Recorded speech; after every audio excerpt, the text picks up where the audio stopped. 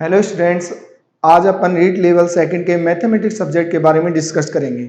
जहां आज अपन पहले टॉपिक के बारे में डिस्कस करेंगे, लेकिन किंतु इससे पहले आपके लिए 4 वीडियो और जारी किए गए हैं जो नंबर सिस्टम के हैं। नंबर सिस्टम अपने सिलेबस में इंक्लूड नहीं है, किंतु इसके आवश्यकता अपने को बहुत बार पड़ेगी, इसलिए आपको नंबर सिस्टम पढ़ाया गया है। सिलेबस में मेंशन बिल्कुल नहीं है, किंतु उसकी आवश्यकता इसलिए है क्यों अलग अलग चैप्टर में उसके अलग अलग प्रयोग होगा, तो इसलिए वो थोड़ा बहुत जनरल नॉलेज आपको दिया गया है। किंतु आज जो है वो आपके सिलेबस में इंक्लूडेड एक टॉपिक है फैक्टर्स, यानी गुणनखंड जो एक टॉपिक है उसके बारे में अपन आज डिस्कस करेंगे। और ये टॉपिक बहुत इंपॉर्टेंट है। देखिए यहाँ टॉपिक का नाम क्या है अपने पास, गुणनखंड। गुणनखंड जिसको अपन कहते हैं फैक्टर्स। अब ये फैक्टर्स है क्या, इसको समझेंगे। सिलेबस में इंक्लूडेड पहला टॉपिक है आज, पहला टॉपिक। अब पहला जो टॉपिक है अपना कौन सा है, गुणनखंड। सबसे पहले अपन ये समझेंगे कि गुणनखंड क्या होता है, उसके बाद में आगे बढ़ सकते हैं, क्योंकि जब तक अपने को यही नहीं पता कि गुणनखंड क्या है उसके बिना अपने इनको सोल्व नहीं कर सकते। हालांकि आपको बता दूं नंबर सिस्टम की आवश्यकता तो अपने को इसमें भी पड़ेगी। जो अपने नंबर होंगे देखो अलग अलग होते हैं गुणनखंड, सम भी होते हैं, विषम भी होते हैं, अभाज्य भी होते हैं। ये कहाँ है, ये क्लासिफिकेशन ऑफ नंबर्स था, उसमें बताया गया था नंबर्स। सही है, तो आप वो वीडियो देख लें एक बार। इंक्लूड नहीं है मान रहा हूं, लेकिन इंपॉर्टेंट है आपके लिए, उनका इंफॉर्मेशन जरूरी है आपको होना। तो पहला टॉपिक आज अपन ले रहे हैं कौन सा, गुणनखंड यानी फैक्टर्स। आज अपन ये देखते हैं पहले गुणनखंड होता क्या है, गुणनखंड कहते किसको है।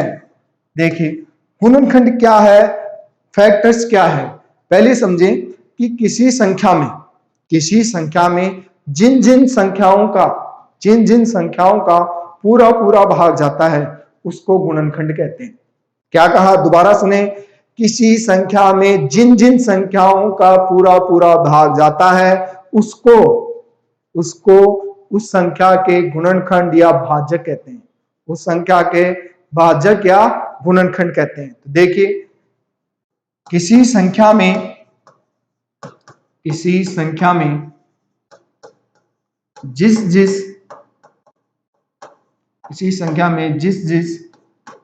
या जिन जिन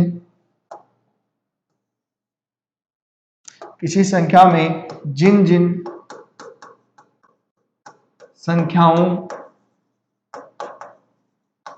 संख्याओं का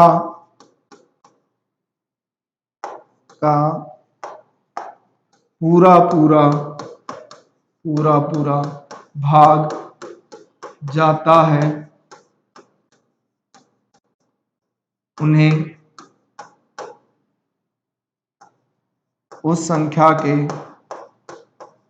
उस संख्या के गुणनखंड या भाजक कहते हैं।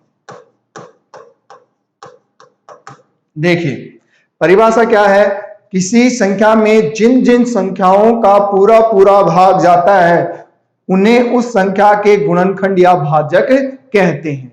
यानी आप किसी भी कोई भी संख्या ले लो, उसमें जिन जिन संख्याओं का भाग जा रहा ना, वही उस संख्या के क्या है, गुणनखंड है।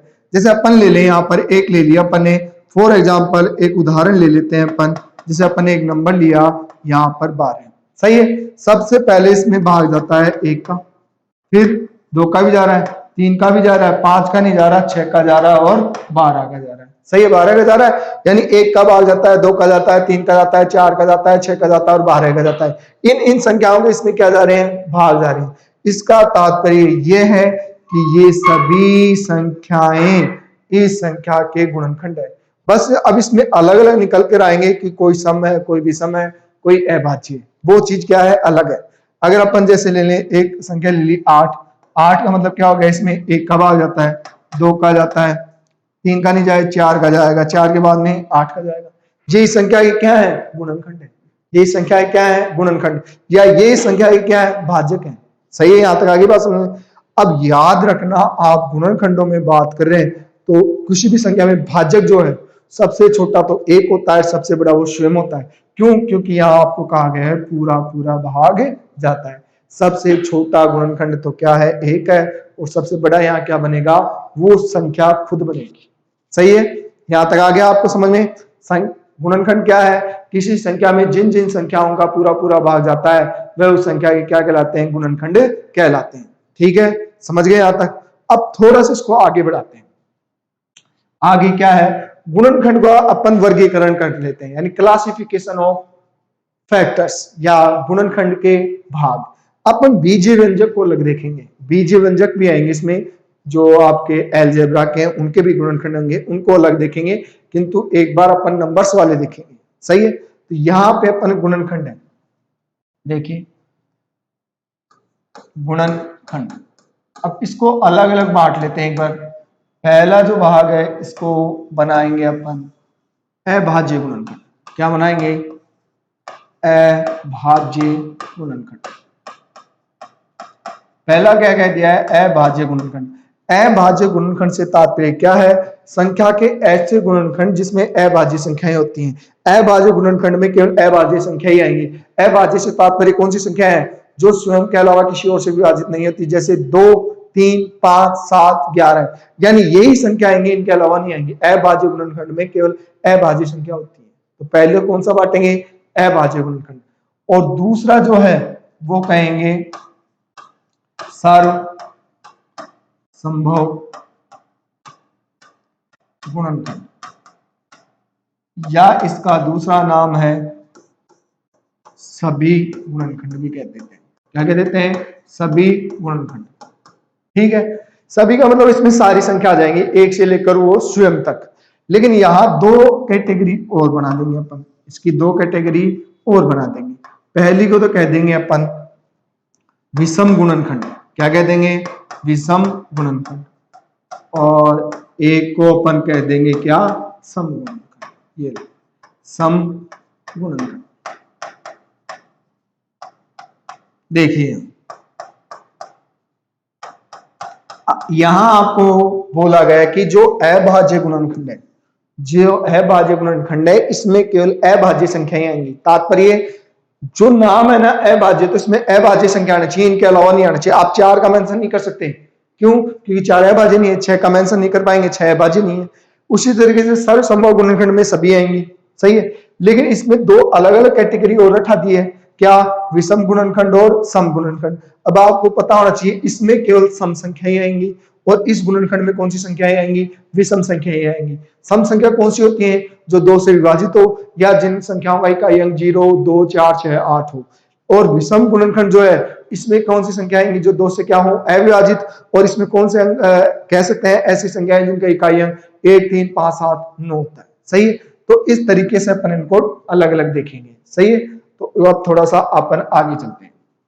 गुणनखंड है ये, और इसको 2 में लिया अभाज्य और सर्वसंभव, सर्वसंभव को 2 ले लिया सम और विषम। आगे यहां तक समझ में। अब अपन आगे बढ़ते हैं। देखिए पहला कौन सा है अपना, अभाज्य गुणनखंड है। कौन सा है, अभाज्य गुणनखंड। अभाज्य गुणनखंड। देखिए कोई भी संख्या है, जैसे अपने पास एक संख्या आ गई है 144 है। कौन सी है, 144। आपको पूछे इसके अभाज्य गुणनखंड क्या है। पहली बात क्या है, अभाज्य गुणनखंड क्या है। और अभाज्य गुणनखंड का निर्माण अभाज्य संख्याओं से होता है। यहां तक आगे बात में, तो अपने को क्या करना है, या आपको इसको अभाज्य संख्याओं से भाग देके देखना पड़ेगा। सही है, अब आपको यहाँ भाजकता का नियम आना चाहिए कि किस में किसका भाग जाता है। वो नॉर्मली आता है, क्योंकि छोटे छोटे डिवाइड होते हैं, 2, 4, 6, 7, 8, 9, 10, इतने आपको पहाड़े भी आते होंगे। तो चेक करते हैं, पहले इसमें 2 का जाता है क्या, बिल्कुल जाता है। तो यहाँ तो गया 7 और यहाँ 2, फिर 2 का जाएगा, कितनी बार जाएगा, 3 और 6, फिर 2 का जाएगा क्या, बिल्कुल जा रहा है 18। अब भी 2 का जा रहा है, सही है, कितनी बार गया, 9 बार। अब 2 का नहीं जाए, क्या डायरेक्ट 9 का दे दूं क्या, भाई 9 एकम 9, गलत हो जाएगा। रीजन ये है कि संख्या क्या होना चाहिए, अभाज्य। 2 के 9 का नहीं देना, कितने का देना है, 3 का। और यहाँ कितना हो गया, 3 बार, और ये 3 और ये 1। यानी अपन कह सकते हैं इसके अभाज्य गुणनखंड 2 तो कितने आया, 4 बार, ये, और 3 कितनी बार आया, 2 बार। ये इसके क्या है, अभाज्य गुणनखंड है, जिसको अपन कह सकते हैं 2 की घात 2 और 3 2 की घात 4 2 की घात 4 और 3 की घात 2, ये क्या है, इसके अभाज्य गुणनखंड है। समझ गए यहाँ तक बात। अगर आप कह देते इसको 144 को सीधे छोड़ दें कि नहीं, हम तो ऐसे कहेंगे कि 144 जो है ना वो 16 गुणा 9 है, ये लो ये गुणनखंड हो गए। या आप कह दो 8 गुणे 16 और ये 9 हो गया, सही है, तो आपको गलत हो जाएगा। क्या हो जाएगा, गलत। रीजन क्या है, ये गलत है क्योंकि ना तो देखो यहाँ ये अभाज्य नहीं है, ये भी अभाज्य नहीं है, यहाँ ये अभाज्य नहीं है लेकिन ये तो अभाज्य है लेकिन ये नहीं है, सही है। तो ऐसे नहीं करने हैं, आपको ये करने हैं, सही है। यानी 2 का भाग नहीं जाएगा तो 3 का जाएगा, 3 का नहीं जाए तो 5 का, 5 का नहीं जाए तो 7 का, 7 का नहीं जाए तो 11, 11 का नहीं जाए तो 13 का, 13 का नहीं जाए तो 17 का। चलिए बात यहां तक आ गई समझ में। ऐसे इनके क्या करते हैं, फैक्टर करते हैं। अब यहां समझे अपन, ये अपने को सबको आते हैं, सही है। यहां क्या होता है, आपसे एक क्वेश्चन पुटअप हो जाएगा कि कोई संख्या दे दी और उसमें पूछ लेता है कि अभाज्य गुणनखंडों की संख्या कितनी है, सही है। अभाज्य संख्या कितनी है इसमें, या अभाज्य गुणनखंडों की संख्या कितनी है, समझिए क्या बनता है यहाँ क्वेश्चन। यहां तक तो आ गया होगा। आपको पूछ लेता है कई बार क्वेश्चन कि 144 में अभाज्य गुणनखंडों की संख्या क्या है, सही है। अपन ने अभी देखा 144 जो है वो 2 गुणा 2 गुणा 2 गुणा 2 गुणा 3 गुणा 3 था, यहां तक था। तो यहां गिने अपन 1 2 3 4 5 6, कितने आ रहे हैं, 6 है। कितने अभाज्य गुणनखंडों की संख्या कितनी है, 6। एक तरीका तो है अपने पास ये। दूसरा ये है कि अपन ने देखा 144 जो है ये 2, ये 4 बार है और ये कितनी बार है, 2 बार है, सही है। तो यहां आप देखें कि ये घात जो है वो तो कितनी है, 4, और ये कितनी है, 2 है। तो आप सीधा कह सकते हो 4 + 2 कितना हो गया, 6। यानी अभाज्य गुणनखंडों की संख्या की बात करें, अभाज्य गुणनखंडों की संख्या, तो ये संख्या आप सदैव याद रखना क्या होगी, पहले अभाज्य गुणनखंड है तो अभाज्य संख्या ही लेंगे, तो ये मान होता है घातों का कुल मान। घातों का क्या होगा, कुल मान। और ये क्या होता है, आपके अभाज्य गुणनखंडों की क्या होती है, संख्या होती है। जैसे अपन ने एक लिया कितना, 144 लिया था, सही है। इसको कह दिया 2 की घात 4 है, 3 की घात कितनी है, 2। तो यहाँ घात कितनी है, 4, और यहाँ कितनी आई, 2। दोनों को जोड़ दिया कितना आ गया, 6। और यही क्या है अपना आंसर, समझ रहे। अगर मान लो अपने पास एक क्वेश्चन दे देता है यहाँ पर, मान लो सपोज दैट यहाँ अपने को दे दे कितना, 16 दे दे, सही है। 2 की घात 4, तो यहाँ घात कितनी है, 4, तो यहाँ 4 ही रहेगा, समझ रहे। लेकिन अपने को दे दे 12 है, तो ये हुआ 2 की घात 2 और 3, 3 की घात कितनी है, 1 है, 3 की घात कितनी है, 1। तो यहाँ कितना हो गया, 2 और 1 3 हो गया। ये लो, यहाँ अभाज्य गुणनखंडों की संख्या कितनी आएगी, 3 आएगी, समझ रहे। कोई भी नंबर दे दे और अपने को ऐसे पूछा जा सकता है, समझ रहे। कोई भी अपने को नंबर दे दिया जाए तो अपन ऐसे इस क्वेश्चन को सोल्व कर सकते हैं, समझ रहे बात। थोड़ा सा आगे चले, मान लो आपको कह दिया 100 है, कितना है, 100। अभाज्य गुणनखंडों की संख्या, ये क्वेश्चन है। तो आपको करना क्या है, सीधा है कि 100 के अभाज्य गुणनखंड निकालेंगे तो 2 गुणा 2 और 5 गुणा 5। एक देख लें यहाँ गिन ले, 1 2 3 4, तो हो गया अपना आंसर 4। एक तो तरीका ही सही है, इसमें लगता है टाइम ज्यादा। या आप कह सकते हैं 2 की घात तो 2 है और 5 की घात कितनी है, 2। तो यहाँ कितनी हो गई, 2 तो ये हो गया ये, और 2 ये हो गया, सीधा कितना कह सकते हैं अपन, 4, सही है। तो ऐसे इनमें अभाज्य गुणनखंडों की संख्या निकाले जा सकते हैं। कोई भी नंबर दिया जाए आपको तो उसमें आप अभाज्य गुणनखंडों की संख्या निकाल सकते हैं। थोड़ा सा अगर इस पैटर्न को अपन बदलें, मान लो थोड़ा सा चेंज करने की कोशिश करते हैं, कितना, थोड़ा सा चेंज करते हैं। चेंज ये है कि आपको एक क्वेश्चन दे दिया, सपोज दैट क्वेश्चन है अपने 2 की घात के दी 7 और 3 की घात के दी 4 और 5 की घात के दी 2, और यहाँ पूछे अभाज्य गुणनखंडों की संख्या। देखिए यहाँ ये क्वेश्चन है, सही है, और समझने की कोशिश करना। अब क्या है, अपने पास ये तो एक नंबर आ रहा था और फिर अपन उसके फैक्टर कर रहे थे, फिर वहां गिन रहे थे, सही है, लेकिन अब अपने पास इजी मेथड है। क्या मेथड? ये वो नंबर के अपने आप में क्या आ गए, फैक्टर आ गए, नंबर के फैक्टर आ गए कि इनमें क्या करना है, घातों का कुल मान दिखना है। लेकिन स्टूडेंट्स इंपॉर्टेंट बात यह है कि पहले उस फैक्टर में देखिए कि जो संख्या है वो अभाज्य है या नहीं है। अगर अभाज्य है तो डायरेक्ट जोड़ देना, और अभाज्य नहीं है तो उसको दोबारा तोड़ के फिर जोड़ना पड़ेगा। जैसे अपने पास नंबर है यहाँ पर 2, अभाज्य होता है, अभाज्य होता है, अभाज्य होता है, सही है। तो अपन क्या करेंगे, यहाँ तो ले लिया 7 और ये हो गया 4 और ये 2, 7 और 4 11, 11 और 2 13, तो अपना आंसर क्या हो गया है, 13। जी सही है। अब आपकी मर्जी है, वो नंबर निकाले, नंबर निकालने की कोई आवश्यकता नहीं है। आगे बात समझे, थोड़ा सा और वो चलते हैं आगे। एक बार मान लो आपको एक क्वेश्चन दे दिया गया और आपको कह दे 2 की घात 3, 7 की घात 2, 11 की घात 5 और 47 की घात 3 है, सही है, ये क्वेश्चन है। और आपको कह दिया यार अभाज्य गुणन खंडों की संख्या, यानी इस प्रश्न में अभाज्य गुणनखंडों की संख्या क्या है। समझिए स्टूडेंट, बहुत ज्यादा इजी है, बस चेक करना ये है कि जो नंबर दिए गए हैं वो अभाज्य है या नहीं है।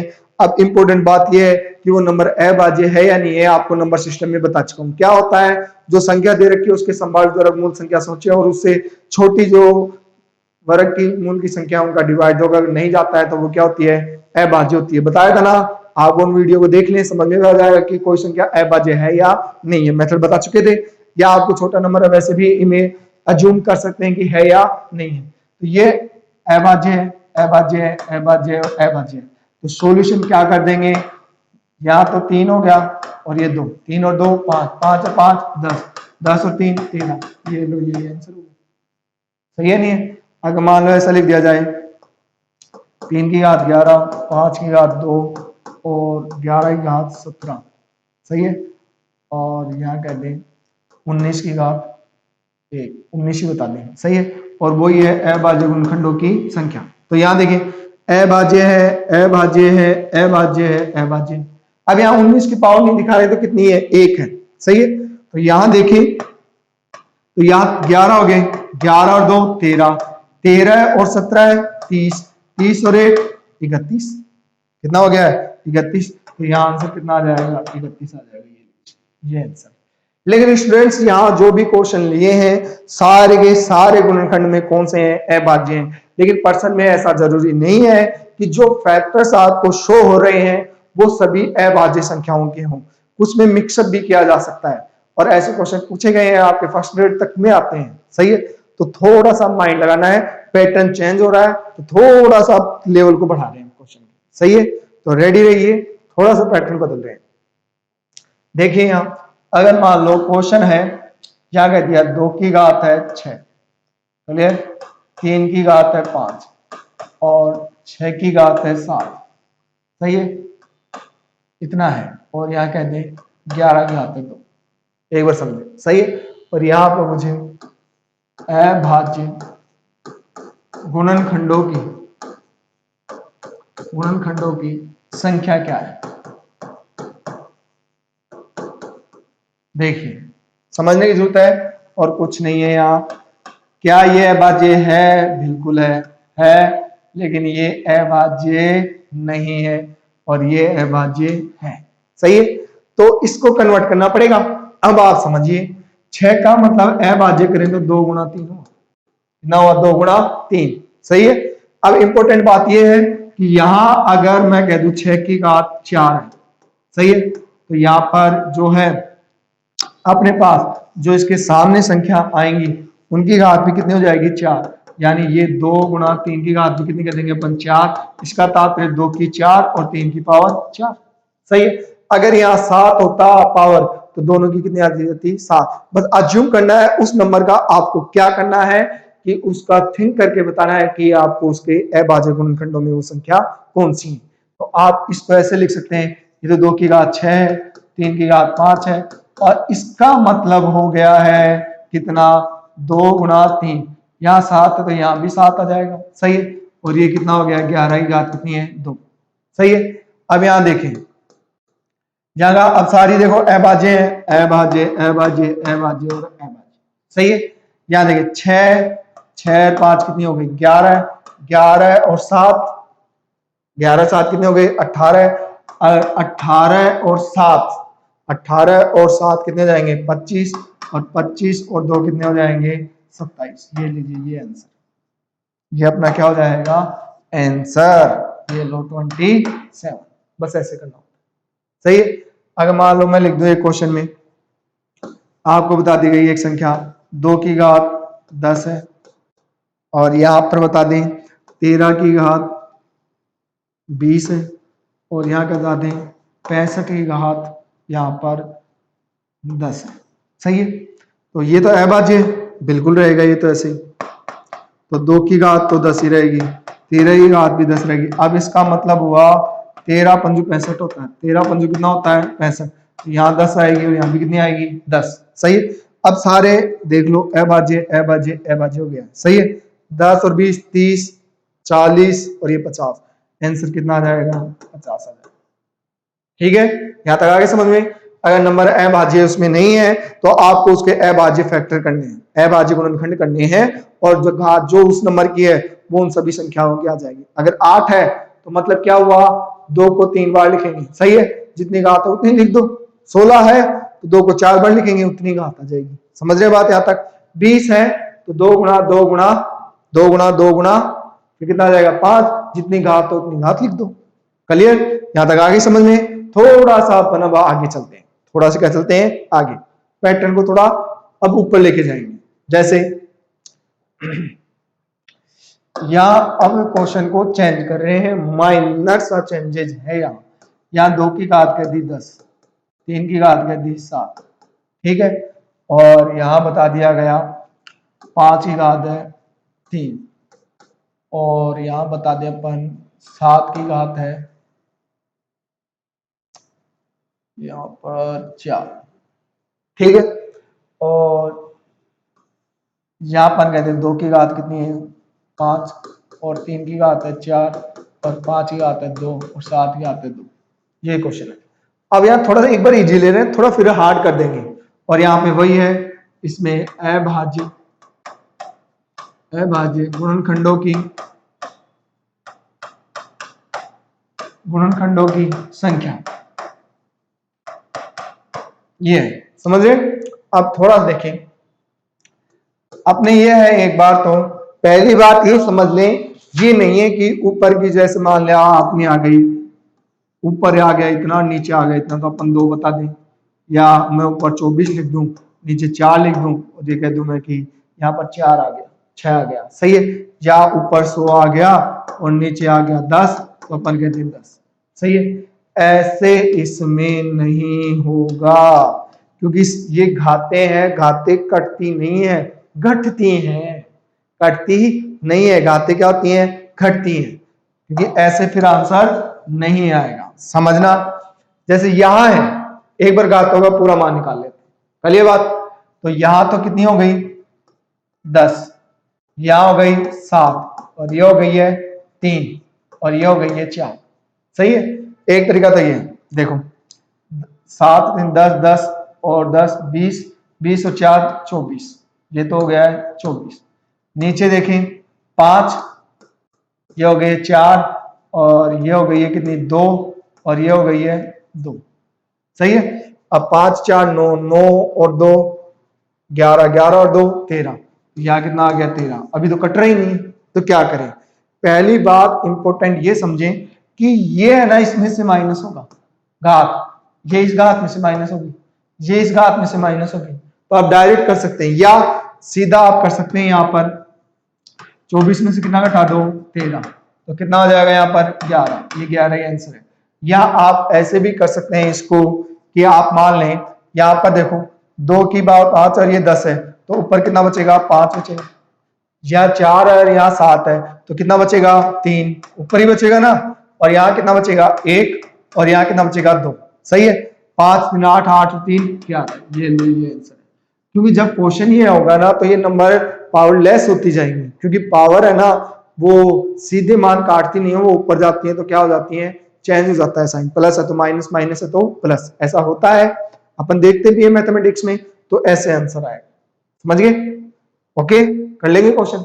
मान लो ऊपर मैं कह दूं कोई 65 कह दिया, मान लो 65 कह दिया, इसकी घात में या 16 लिख दूं और या 3 लिख दूं या 7 लिख दूं, तो इसको आपको फिर वही कन्वर्ट करना है, यहाँ लिख दूं मैं 16 लिख दूं, समझ रहे, और यहाँ 2 लिख दूं, समझ रहे, तो आपको करना क्या है, इनको कन्वर्ट करना पड़ेगा, और यहाँ लिख दें अपन 64 की पावर 4 कर दें, समझ रहे, तो यहाँ आपको कन्वर्ट करने पड़ेंगे कैसे, 13 पंजू 65, 13 पंजू 65, तो फिर ये होगा, और यहाँ मैं 9 की घात लिख दूं 2, तो यहाँ 3 तो है, फिर ये हो जाएगा 2 की पावर कितनी हो जाएगी, 6 हो जाएगी, फिर ये कन्वर्ट होंगे, सही है, तो आप कन्वर्ट करके फिर आंसर निकालने पड़ेंगे, ऐसे कर सकते हैं आप। ओके, आगे के लिए बात, अभाज्य नहीं आएगा तो अभाज्य अपन बना सकते हैं, 65 को तोड़ सकते हैं, 16 को तोड़ सकते हैं और 64 को तोड़ सकते हैं। चलिए बात यहां तक आ रही है क्या, बात समझ में, पक्का, चले आगे, तो ठीक है, थोड़ा सा आगे और चलते हैं, ठीक है, देखिए यहां तक हो गई बात समझ में, ये तो बात थी कौन सी, अभाज्य गुणनखंडों की, कहां तक बात है, ये अभाज्य गुणनखंडों की बात है, कर सकते हैं सोल्व, सीधा अपन ने ये क्या सीखा है कि घातों का कुल मान, घातों का कुल मान क्या कहलाता है, अभाज्य संख्या की घाती कहलाता है, मान कहलाएगा, यानी घातों का जो भी अपन ने कुल मान, घातों का कुल मान, घातों का कुल मान ही क्या है अपने पास, अभाज्य गुणनखंडों की संख्या है, गुणनखंडों की क्या है, संख्या, यहां तक इतना समझ गए ना, लेकिन बस याद रखना, अगर अपने को ये कह रहा है कि अभाज्य गुणनखंडों की संख्या निकालनी है, तो सीधी सीधी बात है कि वो संख्या भी किसमें होनी चाहिए, अभाज्य रूप में ही होनी चाहिए, नहीं है तो अपन कन्वर्ट करेंगे। यहां तक आगे बात में, अब थोड़ा सा आगे चलते हैं, आगे चलने के बाद में ये तो किसका हो गया, अभाज्य गुणनखंडों की बात हो गई, अब थोड़ी चेंज करते हैं इसको, देखिए अब अपने पास बचा क्या है, सर्वसंभव गुणनखंड, कौन सा बचा है, सर्वसंभव गुणनखंड, सर्वसंभव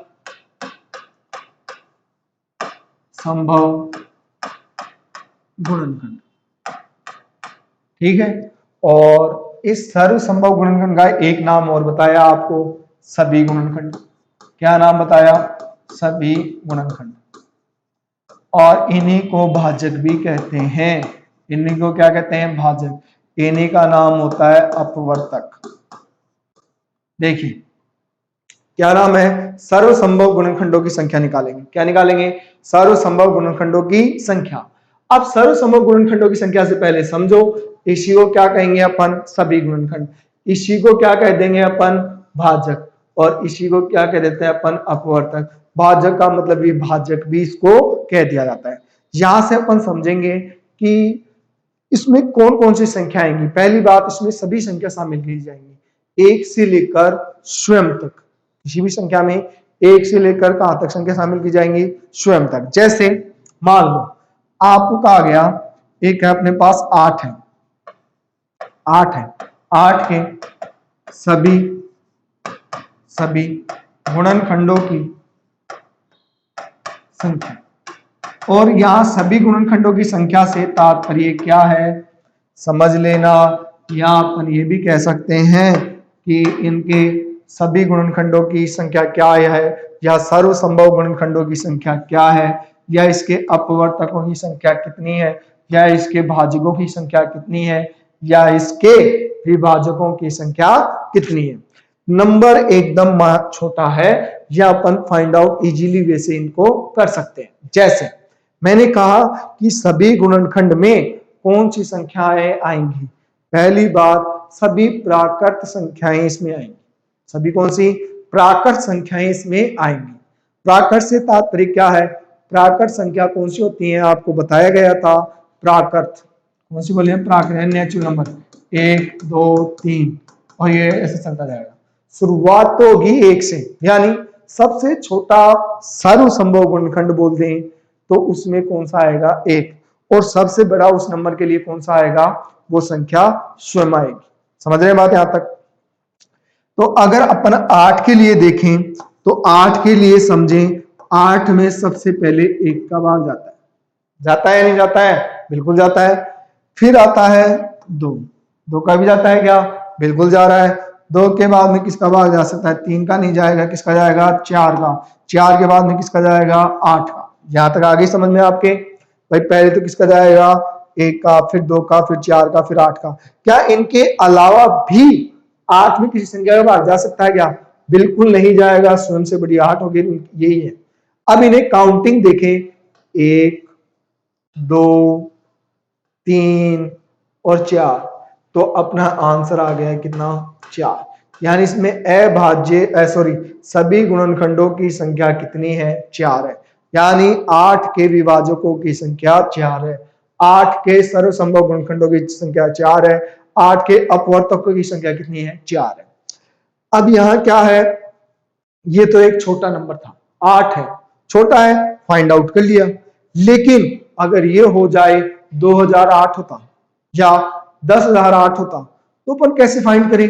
ये इतने नंबर थोड़ी ढूंढेंगे किस किस का इसमें डिवाइड जाता है, तो मेथड तो क्या जाएगा? स्टूडेंट्स लेंथ ही हो जाएगा। इसलिए यहाँ बचने के लिए अपन एक ट्रिक का काम लेंगे, सही है? जैसे उसमें सभी के थोड़ी कर रहे थे, सीधा कह दिया था घातों का कुलमान क्या कहलाता है?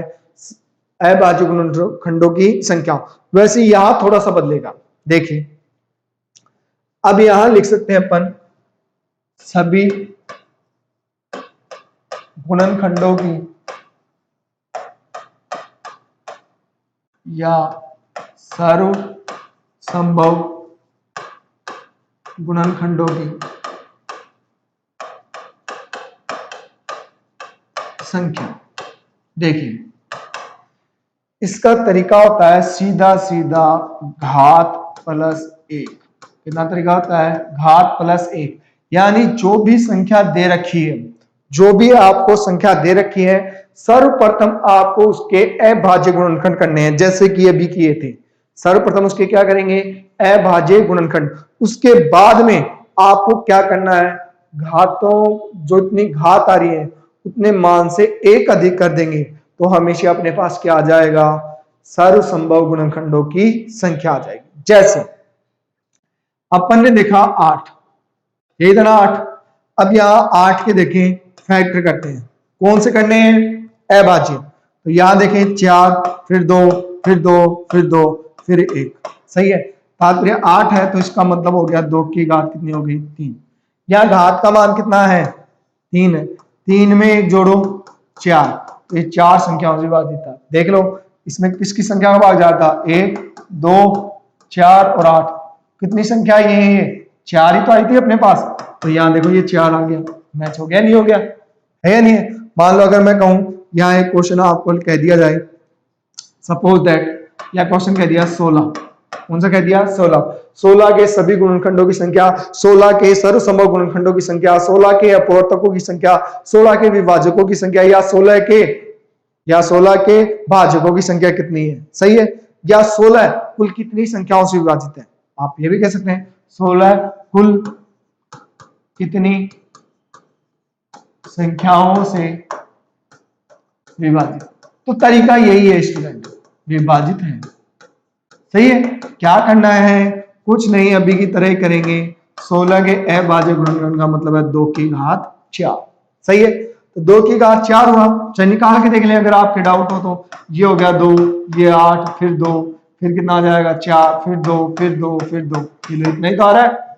सही है नहीं है? या आप यहां से गिन सकते हैं, जैसे यहां गिन सकते थे 1, 2, 3। ये अगर गिनते तो ये कौन से कहलाते हैं? अभाज्य। यहां से अभाज्य कह सकते थे, लेकिन ये अब नाम कौन सा ले रहा है? सभी। तो इनसे 1 अधिक कर देते हैं। सही है? तो यहां कितना है? 4, 4 से 1 अधिक कर दो, कितना आ जाएगा? 5। अगर आप इससे करना चाहिए तो यहां घात कितनी है? 4, 4 में 1 जोड़ो, कितना हो जाएगा? 5। तो आंसर कितना है? 5 है। ऐसे ही अगर अपने को कह देता 32, 2 की घात कितना हुआ? 5। तो यहां घात कितनी है? 5 है ना? तो कितनी संख्या से विभाजित है? 6 से। अगर अपने को कह देता 64, 64 का मतलब है 2 की घात कितनी है 6, तो घात कितनी है यहाँ 6, तो कितनी संख्या से विभाजित हो जाएगा 7। ये इतना ही है नियम, समझ रहे हैं? यानी आपको करना क्या है, घात प्लस 1 करना है, लेकिन वो टुकड़े कौन से होने चाहिए, अभाज्य होने चाहिए। अगर अभाज्य नहीं है तो अपना आंसर नहीं आएगा। यहां तक आगे बात समझे। लेकिन क्या इन क्वेश्चन में अपन देखें कि सभी में है ना और कोई संख्या नहीं आ रही, या मात्र 2 ही आया, यहां भी कितना आ रहा है 2 ही आ रहा है, यहां भी 2 ही आ रहा है, इसके अलावा कोई नंबर नहीं आ रहा है, इसके अलावा क्या आ रहा है, कोई नंबर नहीं आ रहा है। तो अब यहां मेथड, अगर कोई नंबर और आता है, अगर कोई नंबर और आता है, मेथड ऐसा ही है, माइनर सा चेंजेस होंगे इसमें। कितने होंगे, माइनर से चेंजेस होंगे। वो चेंजेस जो है वो अपन कल देखेंगे, एक बार तो यहां तक ही देखना है एक बार तो अपने को। आगे यहां तक बात समझ में, क्या करना है, घात प्लस 1, लेकिन कौन सा होना चाहिए, टुकड़े अभाज्य होना चाहिए, सही है। अगर यहां देख रहे हैं अपन कि अभाज्य गुणनखंडों की संख्या पूछे तो कितनी है 3, और सभी की पूछे तो 4, या अभाज्य कितने होंगे 4 और सभी पूछे तो 5, या अभाज्य पूछे तो कितने 6 और सभी पूछे तो कितने हो जाएंगे 7। समझ रहे हैं क्या बात, यहां तक आगे बात समझ। जो अलग चेंजेस हैं कि इनके अलावा और कोई भी नंबर आए, जो 2, 3 आ गया, 5, 7 ऐसे आते जाएं, उनके बारे में डिस्कस करेंगे कल, क्योंकि आज की क्लास का समय हो चुका है समाप्त। तो अगर आपको वीडियो समझ में आ रहा है तो वीडियो को लाइक करें और शेयर करें और चैनल को सब्सक्राइब करें। थैंक यू, धन्यवाद।